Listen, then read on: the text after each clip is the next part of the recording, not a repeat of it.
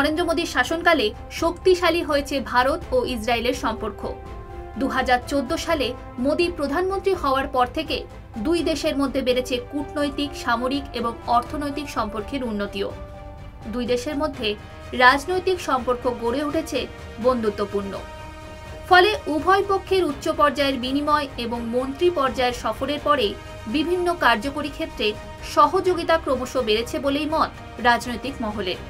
মোদী ও ইসরায়েলের প্রধানমন্ত্রী বেঞ্জামিন নেতানিয়াহুর মধ্যে ব্যক্তিগত বন্ধুত্ব দুই দেশের সম্পর্ককে আরও দৃঢ় করেছে। 2017 সালে ইসরায়েল সফর করেন প্রধানমন্ত্রী নরেন্দ্র মোদী, যা ছিল কোনো ভারতীয় প্রধানমন্ত্রীর প্রথম ইসরায়েল সফর।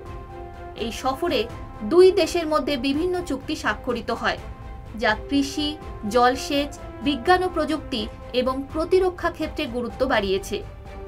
ভারত ও ইসরায়েলের মধ্যে সামরিক সহযোগিতা উল্লেখযোগ্যভাবে বেড়েছে। ইসরায়েল ভারতের অন্যতম প্রধান অস্ত্র সরবরাহকারী দেশ হয়ে উঠেছে বর্তমান সময়। দুই দেশ যৌথভাবে বিভিন্ন প্রতিরক্ষা প্রকল্পে কাজ করছে, যার মধ্যে রয়েছে ড্রোন প্রযুক্তি, ক্ষেপণাস্ত্র প্রতিরক্ষা ব্যবস্থা এবং সাইবার নিরাপত্তার মতো গুরুত্বপূর্ণ বিষয়গুলিও। ফলে মোদী সরকারের আমলে যে ইসরায়েলের সঙ্গে সম্পর্ক মধুর হচ্ছে তা বলাই যায়। তাছাড়া দুই দেশের মধ্যে বাণিজ্যিক সম্পর্ক উল্লেখযোগ্যভাবে বৃদ্ধি পেয়েছে। কৃষি, প্রযুক্তি এবং স্টার্টআপের ক্ষেত্রে ইসরায়েলের অভিজ্ঞতা ভারতকে সহায়তা করছে।